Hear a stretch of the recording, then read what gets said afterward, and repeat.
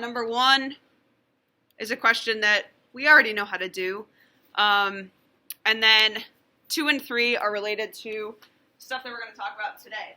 So for number 1, there are different ways that we can calculate delta H. And we'll look at all 5 ways today, right before you guys work on practice.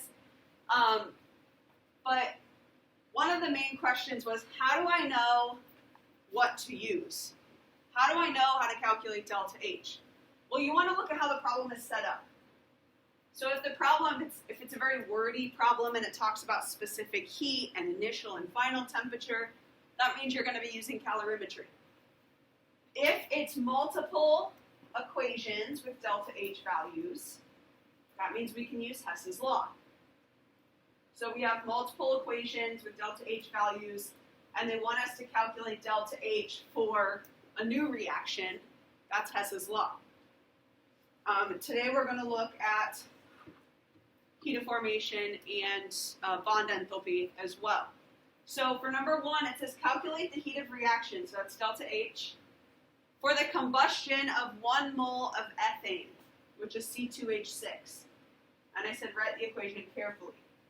So I'm going to write the equation up here so that everybody can see.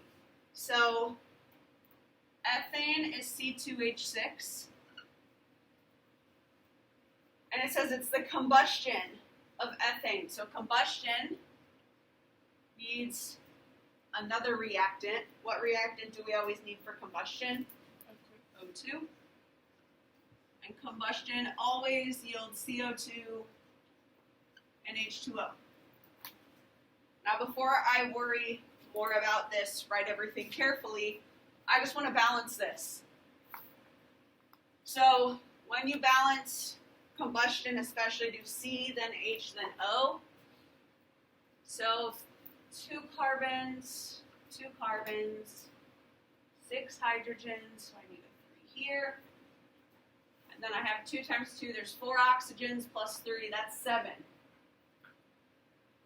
Well, you could technically put a fraction here. I'm going to balance it using whole numbers for now.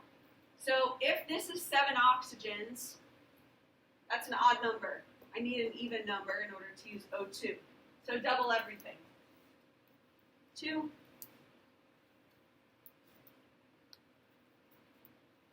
And 4. And 6. So now that gives us 4 times 2 is 8, plus 6 is 14. 7.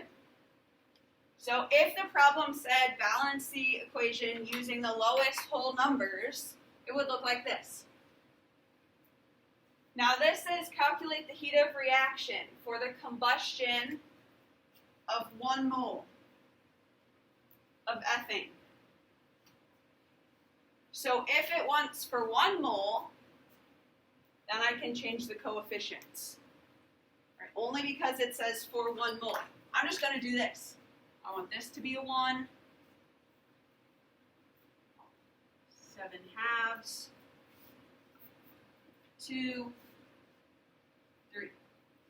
So I'm just going to cross them out. The reason that I cross them out is not to try to simplify, but because it specifically says 1 mole of ethane. Now the other way that you could do it is you could keep it just like this and you could solve for delta H and divide by 2 at the end. That's okay as well. So if this is a Hess's law problem, I have multiple equations with delta H values. This is the equation that I'm trying to manipulate these 3 and create. I want C2H6 plus 7 halves O2 yields 2 CO2 and 3 H2O. So if I look at this first equation, what would I have to do to this first equation based on this new equation that I'm trying to solve for? Flip it. I need C2H6 as a reactant. Right now it's a product. I'm going to flip it. If I flip it, I flip the sign. So when I flip it, it becomes C2H6 yields 2 carbon plus 3H2. Okay, so then this second equation, I look at the equation I'm trying to solve for. I'm going to use CO2. I am not going to ever use oxygen as one of the variables to manipulate, because if you notice, oxygen is in multiple equations. You want to look for something unique. So I'm going to go based on CO2. So I need 2 CO2s as a product. Right now I have 1 CO2 as a product. What do I need to do to this second equation? Multiply by 2. Which means I multiply delta H by 2. So that gives me 2 C's, 2 O2s, 2 CO2s. And then if we look at this third one, so again, look at this overall equation. Look for something that's unique. I'm going to use water. I need 3 H2Os as a product. Right now I have 1 as a product. So I'm going to multiply the entire thing by 3. Multiply my delta H by 3. Good morning. Attention all students. School picture retakes will take place in the auditorium this morning. If you desire a retake or still need picture takes of your book, please listen to the announcement to know when you should report for a photo. At this time, any senior who desires a retake or needs a photo taken for the yearbook, whose last name falls between L and R, to report to the auditorium. Thank you. Oh. So why did I in the middle of the alphabet? Oh, it was the beginning of the alphabet today. So I've manipulated each of these equations. Now I'm going to look at what is the exact same on the left and the right. I flipped this reaction up here so that we can see. Remember, the goal should be to get C2H6 and 7-O2 as reactants, 2 CO2s and 3 H2Os as products. Everything else should cancel. So if I look at the first reaction, I have 2 C's on the right, and down here I have 2 C's on the left. I have 3 H2s on the right. I have 3 H2s on the left. And then here's where we get the oxygens. The oxygens are both on the left side of the arrow. So just like in algebra, if you have 2x and 3x, and they're on the same side, you can combine like terms. So 2 plus 3 halves is 7 halves. That's 4 over 2 plus 3 over 2. So I have C2H6 plus 7 halves oxygen yields. Why didn't I cross off this H2 up here? There we go. 2 CO2 plus 3 H2O. Then when you add the entire thing together, you add all the equations together, you add all of these delta H values together.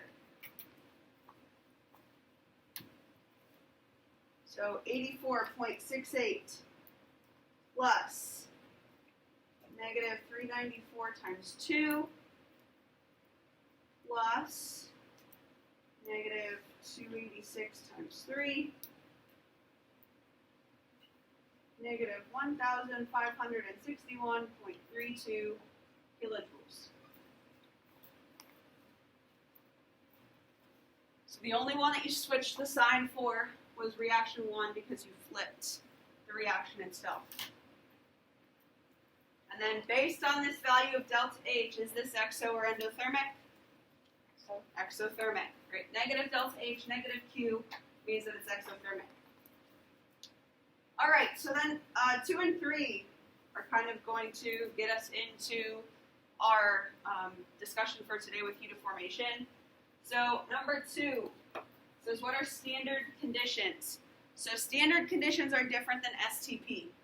We're going to talk about STP a lot more. Actually, in the next unit, we're doing gases. Standard conditions and STP are 2 different things. So standard conditions is like room conditions. And it's what we should have at room conditions. So we have 25 degrees Celsius. That's technically room temperature. Now we don't ever hit 25 in here. It's usually 21 or 22 in here. That's 298 Kelvin, so if you're looking at Kelvin instead. And then atmospheric pressure is actually the same at STP and standard conditions. It's temperature that's different. So 1 ATM. So standard conditions and STP are different. Standard conditions is room conditions. STP, you're at a much lower temperature. And then number 3, the standard state of formation. So we're going to talk about heat of formation today. Standard state of formation of any element in its most stable state. So like O2, right, oxygen gas, it's its most stable form. N2, nitrogen gas, it's in its most stable form.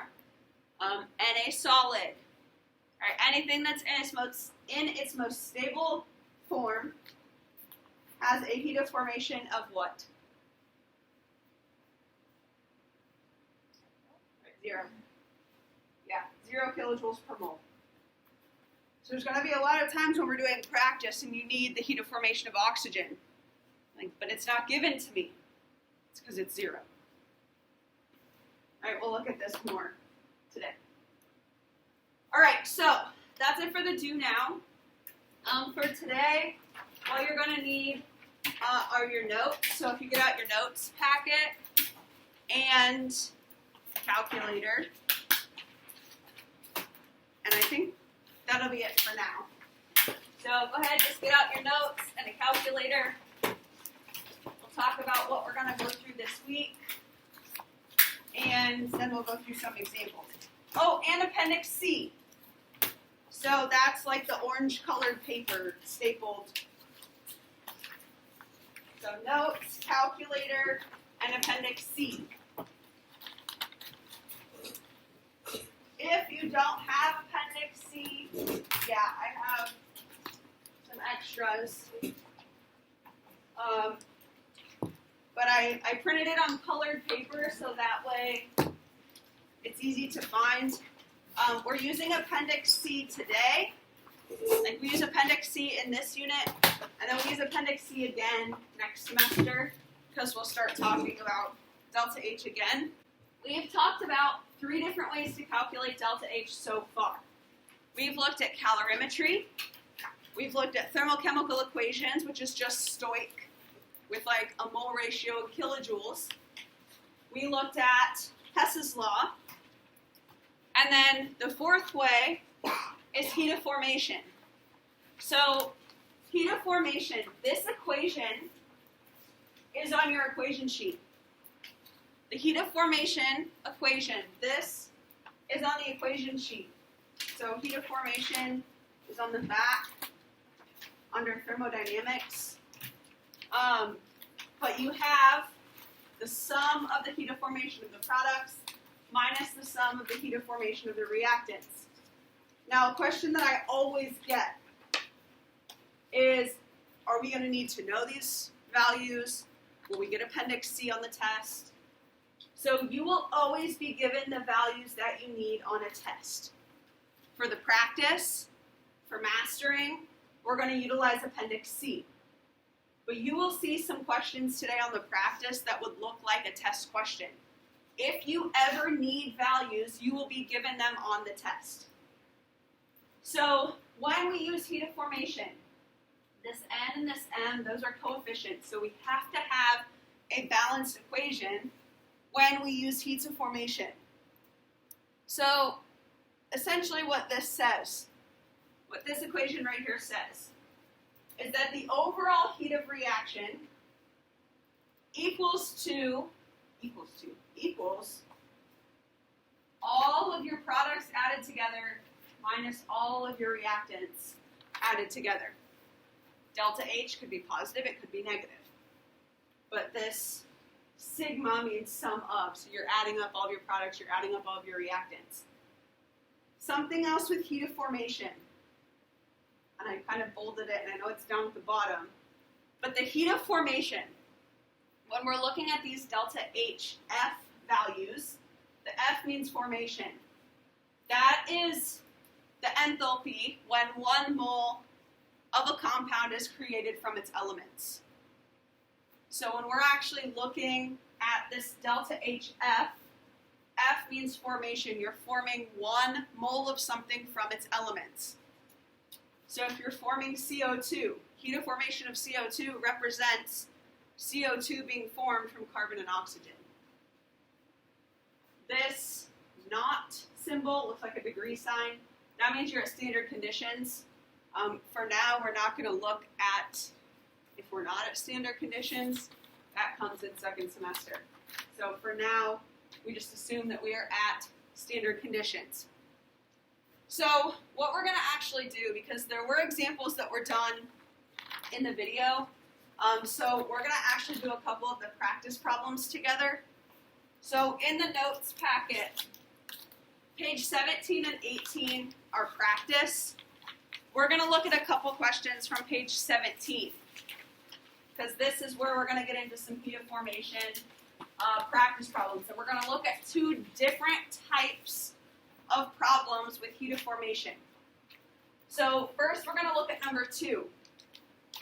So number 2 says, what is the standard heat of formation? So standard just means you're at standard conditions. Heat of formation of methane. So we are trying to solve for one of the heat of formation values as calculated from the data above. So up here they give us the overall reaction and they give us the delta H value. So this delta H value is the delta H of the reaction. That's the total reaction. Then they give us 2 heat of formation values. They give us that of liquid water and they give us that of CO2 gas. This is what a test question would look like. You're given heat of formations. You don't have to worry about using Appendix C. You're given the values. Now let's say that you look at this and you're like, all right, I'm not sure where to start, but I know it says heat of formation. So I'm going to start by just writing the heat of formation equation, which is delta H reaction equals the sum of the heat of formation of the products minus the sum of the heat of formation of reactants. So the overall heat of reaction, the overall delta H of reaction is equal to all of your heat of formation of products added together minus all of your heat of formation of reactants. So products added together minus reactants. And then what I like to do, at least on like some of my answer keys, is you'll notice that I actually plug the formulas in. All right, so before I plug numbers in, I'll plug in formulas. So delta H reaction. All right, so heat of formation of my products. Just a quick reminder, these are my products. And I have to take into account the coefficient. So I have 1 CO2. So I'm going to have the heat of formation of CO2 plus, I still have more products. I have 2 waters. So plus 2 times the heat of formation of H2O. So the overall heat of reaction so far is the heat of formation of CO2 plus 2 times heat of formation of H2O. Then I'm going to subtract the reactants. So I have 1 methane plus I have 2 oxygens.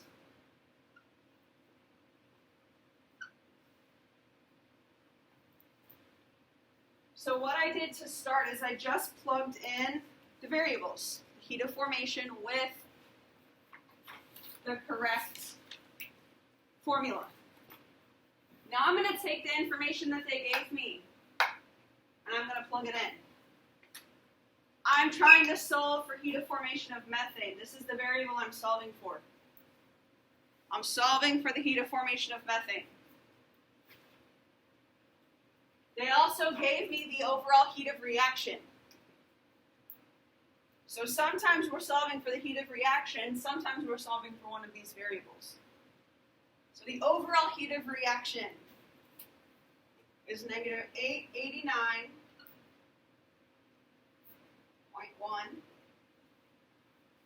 Right, and with delta H, with heat of formation, everything is usually in kilojoules. There's no need to convert.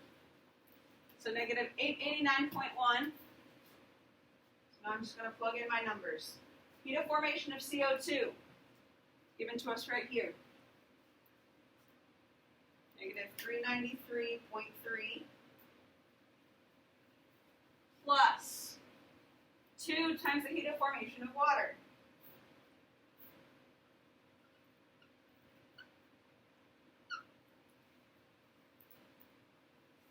So we're given the heat of formations.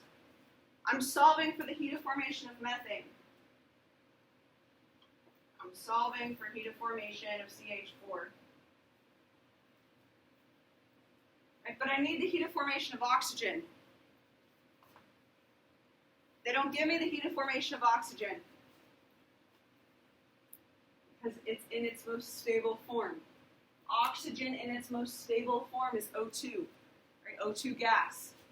So it's 0.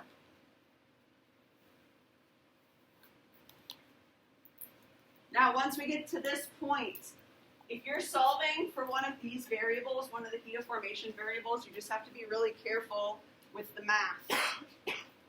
So negative 393.3 plus 2 times negative 285.8.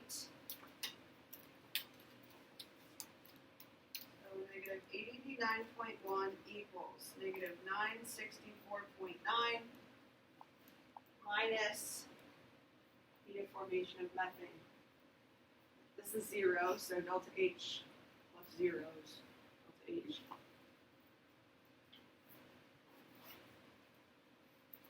So then, negative 889.1. I guess I have to move this over. Okay. So I'm going to move my delta H over to this side, and I'm going to add the 889 over. So I'm essentially switching.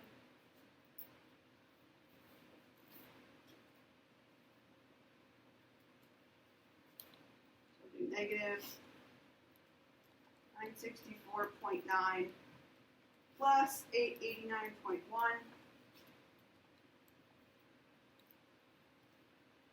Negative 75.8 kilojoules per mole. So when you're looking at heat of formation, notice that heat of formation is kilojoules per mole. And then delta H of reaction is just kilojoules. The reason for that difference is because when you multiply by a coefficient, that's 2 moles times kilojoules per mole will give you just kilojoules. Typically, if you were to just put kilojoules, you'd be okay. But for this, we were solving for one of the other variables. This is heat of formation. This is actually one of the more difficult heat of formation problems when you have to solve for one of the delta HF values instead of the overall heat of reaction. All right, so that's looking at heat of formation when you're solving for one of the delta HF values. Now, I want to look at number 3. So right underneath it, I want to look at number 3. Number 3, we're going to be using Appendix C for. So we'll kind of look at how to use Appendix C, because you will need to use Appendix C on mastering. So if you notice that it's asking about heat of formation, but you're not given any heat of formation values, it's because you need to use Appendix C. So this says sodium carbonate is used to manufacture glass. It is obtained from sodium bicarbonate by heating. Calculate the standard enthalpy of reaction. So first, standard enthalpy of reaction is delta H reaction. So it wants the overall delta H value for the reaction using enthalpies of formation from Appendix C. So again, it talks about heat of formation or enthalpy of formation. So I'm going to start by just writing the general equation. Overall heat of reaction is the sum of the heat of formation of the products minus the sum of the heat of formation of reactants. The problem wants us to solve for the overall delta H of reaction, which means I should have values plugged in for the products and for the reactants. When you're using Appendix C, it is extremely important to pay attention to the states of matter. This is H2O gas. If you look in Appendix C, you'll notice that there's also H2O liquid. So if I look at Appendix C, so with Appendix C, a few things. Delta H is the first column, and it actually is split in half. So you're going to notice that there's actually two sets of data on each page. Only focus on delta H. We look at S and delta G second semester. We're only focusing on delta H. It's also in alphabetical order. So here's what we'll look at. We're solving for delta H reaction. I need the sum of the heat of formation of the products. All right, here's my products. So I have one Na2CO3 solid, one H2O gas, and one CO2 gas. So I'm going to start by looking for the heat of formation of Na2CO3. So Na is sodium. It's alphabetized by name. So look to S for sodium. And when you look under sodium, Na2CO3, the first value is delta HF. That's the heat of formation. So the heat of formation of Na2CO3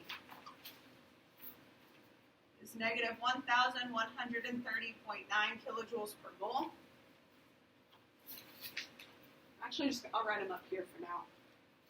Water. Water's under oxygen.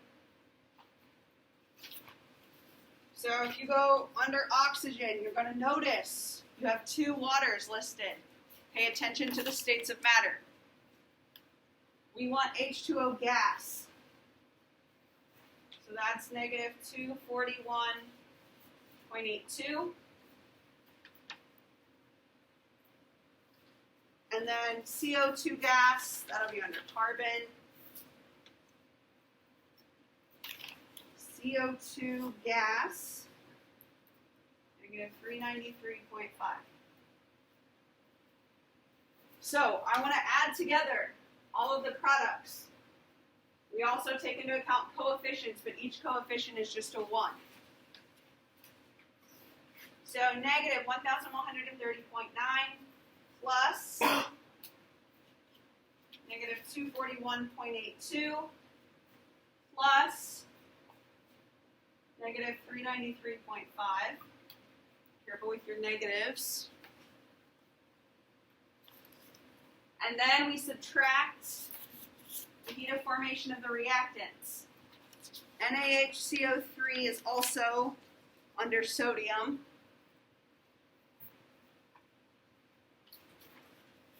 NaHCO3 is negative 947.7. That's the heat of formation right out of Appendix C. Now with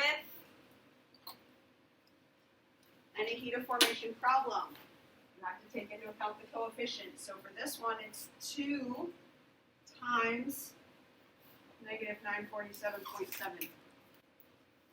The most missed thing with heat of formation are the negative values. Not that people don't know what to plug in, it's that they miss negative values. So when I do negative 1,766.22 minus negative 1895.4. We get delta H reaction to be 129.18 kilojoules.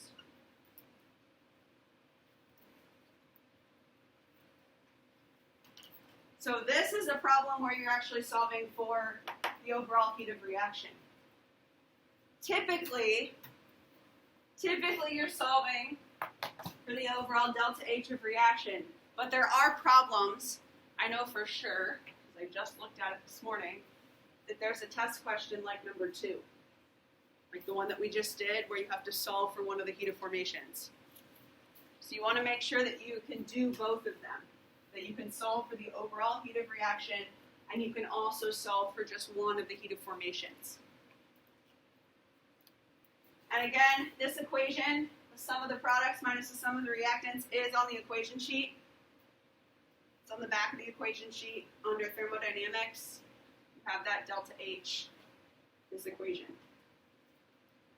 Any questions on using heat of formation? And you'll have some time to practice too, and so you might think of questions at that point as well. Okay, let's see.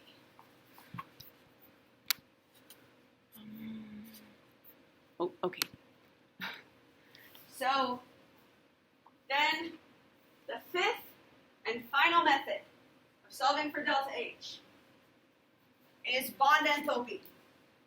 So bond enthalpy is bond energy. Right, it's the energy of bonds. And we can use the energy of bonds to calculate the overall delta H of a reaction.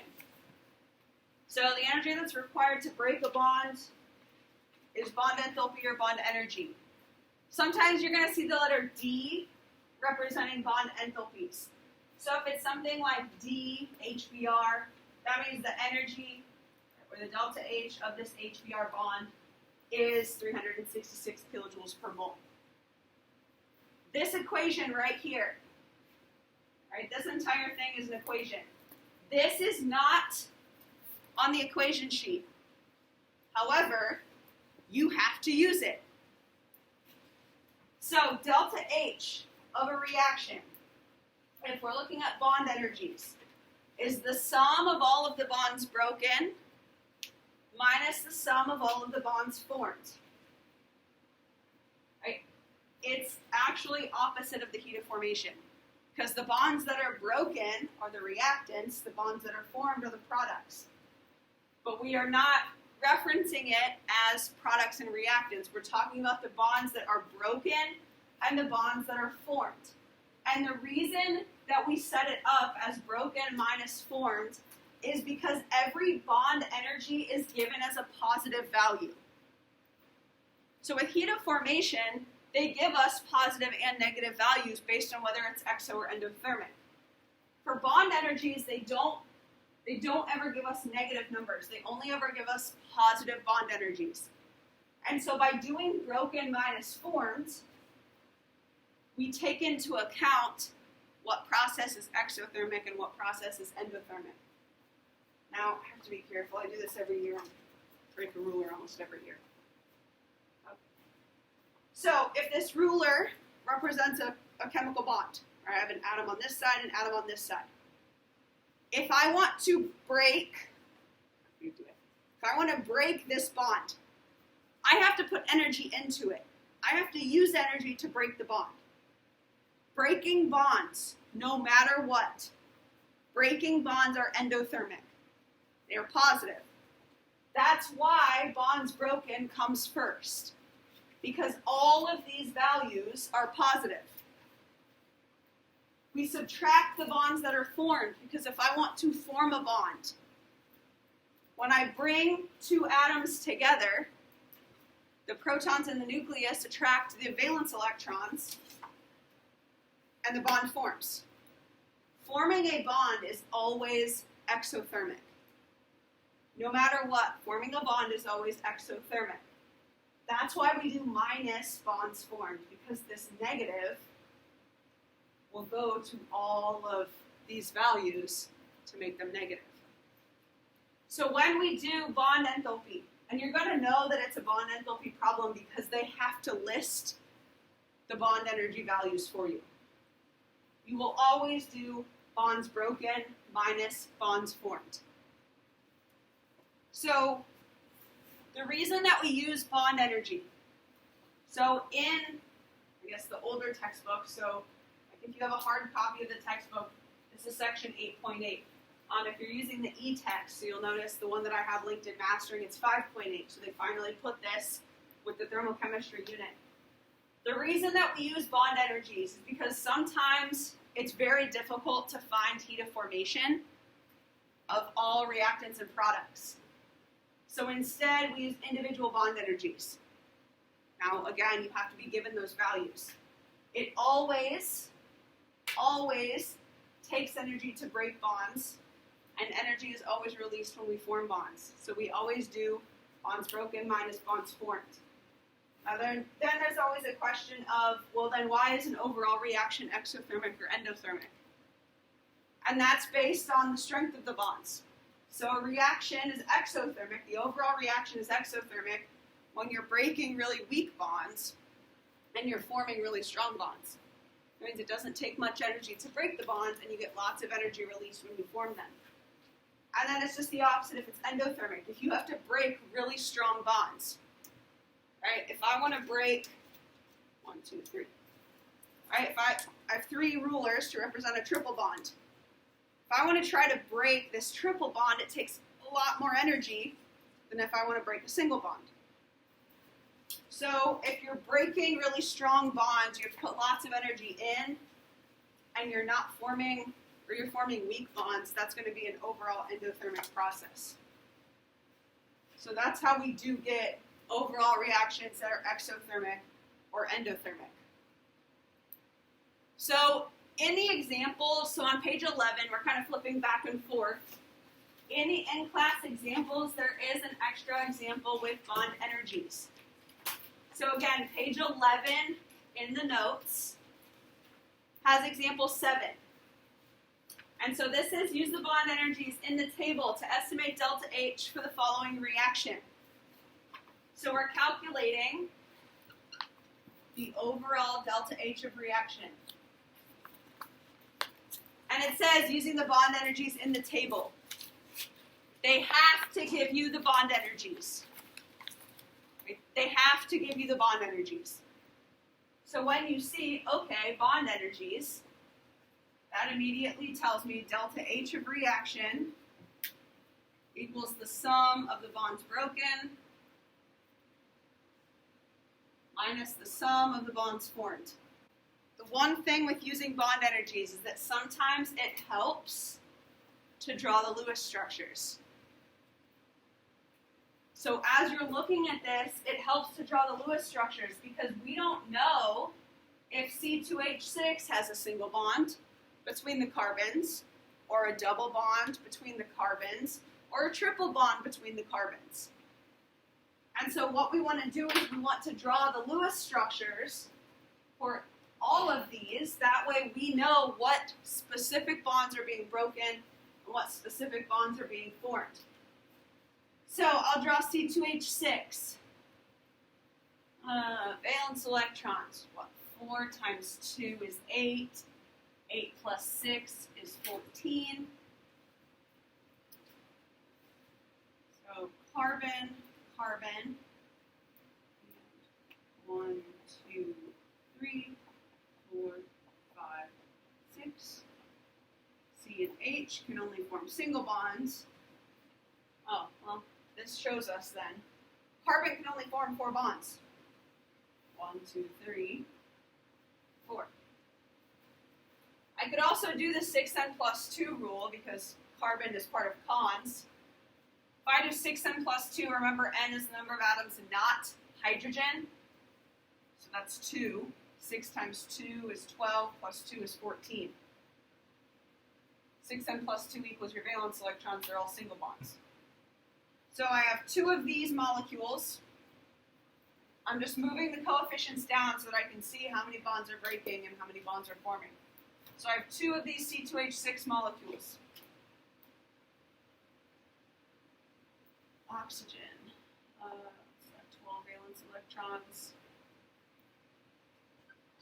6n plus 2 is 14. That tells me it's a double bond. So there's my reactants. Draw CO2 and H2O up here. CO2. Might remember 4 CO2s. Carbon in the middle, 2 double bonds, each to oxygen, and then water. Now, if you don't have the lone pairs, it doesn't matter. We're focusing on the bonds themselves. Are they single, double, or triple bonds? Because you're going to notice in here, you have a value for a single bond for carbon, you have a double bond and a triple bond value.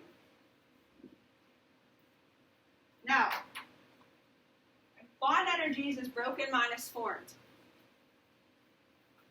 You break the bonds of the reactants. A chemical reaction is when you break the bonds in the reactants and you form the bonds in the products. So bonds broken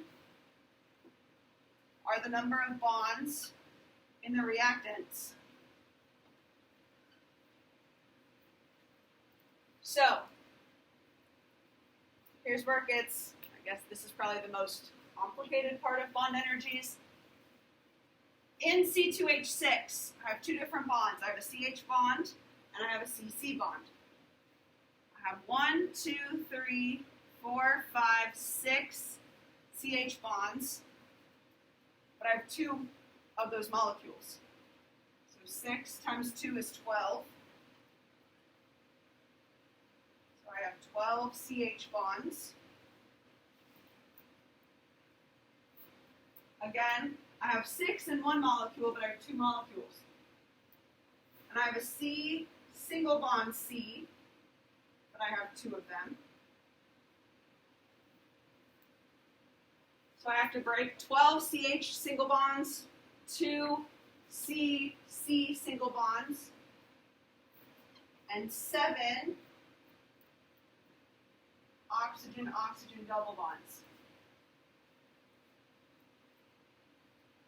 So these are all the bonds I have to break, minus the ones I have to form. So in CO2, I have a C double bonded to an O, a C double bonded to an O. So I have 2 C double bond O's in one CO2 molecule, but I have 4 of them. C double bond O, and we'll just get this last one, plus, in water, I have 1, 2 OH single bonds. I have 6 of those molecules.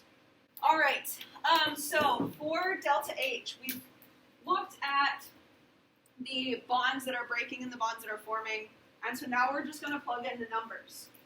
So for the bonds broken, we're looking at all of our reactants. So we have a C single bonded to an H.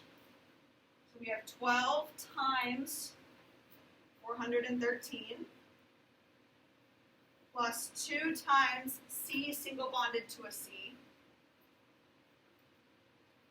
plus 7 times O double bonded to O, so the O2 is 495, minus the bonds that are formed. So 8 times C double bond O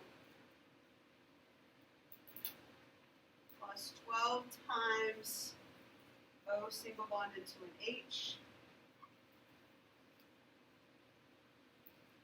And then it just becomes one giant mathematical problem. 12 times 14 plus 2 times 348. And be careful, like I would use parentheses as much as possible. So I have this.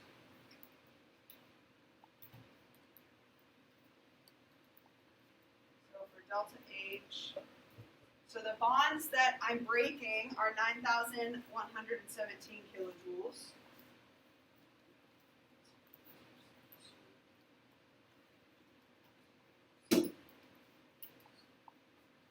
bonds, whoa. The bonds that are forming are 14,132 kilojoules. So notice, and I did this just so we can kind of compare the strength of those that were breaking to the ones that were forming.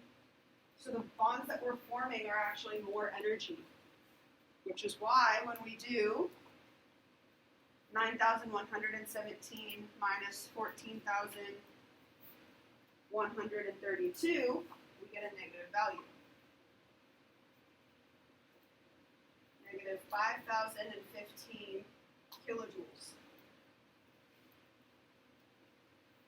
So since the bonds that we are forming are stronger, that means it's releasing more heat because it's negative. It's releasing more heat than the energy that's required. So overall, this is an exothermic reaction, which is usually the case with combustion. All right, so again, bonds broken minus bonds formed when you're using bond energy. And a lot of times when you're doing bond energy, the Lewis structures will help. You just have to count how many bonds are you breaking, how many bonds are you forming. Any questions on this example? If we have like a problem like this, it does give us that always, right? Yes. Okay. And if it's not this full table, they're going to give you like What's in it? yeah. And they might give you like C single bond. Like they might give you C single bond C, C double bond C, and C triple bond C. So you have to draw the Lewis structure to make sure you know which one it is. But they have to give you the bond energies. Yes. Yep. And even on mastering, so like this table will probably be useful for mastering. So if it says, use the table of bond energies, this would be the table that you would use. All right, so just kind of a quick review now. 5 methods to calculate delta H.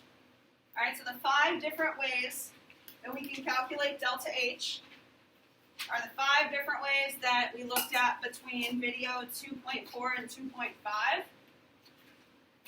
We have calorimetry, both coffee cup and bomb calorimetry. We use Q equals MC delta T, and we use the first law of thermodynamics.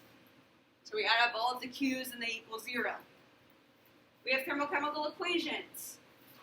So when you're given a single balanced equation with a delta H value, and you're given a mass to start, or a heat to start, it's just stoic. Hess's law. Hess's law is like in the do now. You have a series of steps. You have 2, 3, 4 reactions. And you're asked to find the delta H of a new goal reaction. That's Hess's law. Heat of formation. All right, that uses Appendix C for the practice and for mastering. You will be given the values on the tests. So the same equation that we just looked at, delta H of reaction is the sum of the heat of formation of the products minus the sum of the heat of formation of reactants. This is on your equation sheet. And then the 5th and final way is bond enthalpy. So bond enthalpy, you're looking at the energies of the bonds, and to calculate the overall delta H, you're looking at the sum of the bonds broken minus the sum of the bonds formed. Remember, these 2 equations are 2 different things. Any junior who wants a school picture retake and his last name falls between L and R to report to the auditorium this time. Thank you. So heat of formation and bond enthalpy are 2 different things. The equations are 2 different things. So these are the 5 different ways. Each problem is going to look different. A calorimetry problem will give you specific heats, and it will give you initial and final temperatures.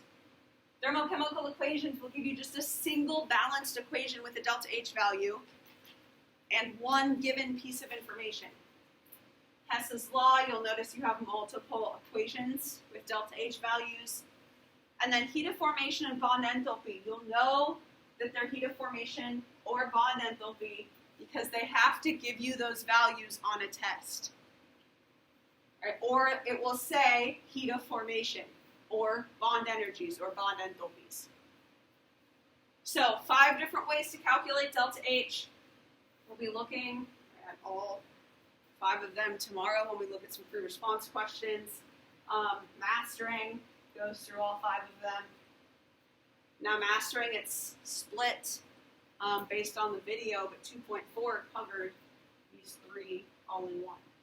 So you'll be able to see different types of questions. Okay, so that looks at the 5 different ways to calculate delta H today. For the rest of class, you'll have some time to practice with heat of formation and bond energy. So in the notes packet, we already started on the practice, pages 17 and 18.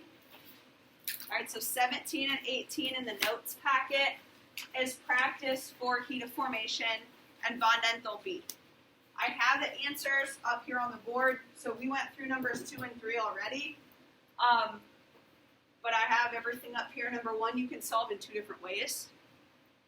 So number 1, on the practice, you could do 2 different ways. I have both ways up here, so just know that if you solve something differently, but you get the same answer, that's okay.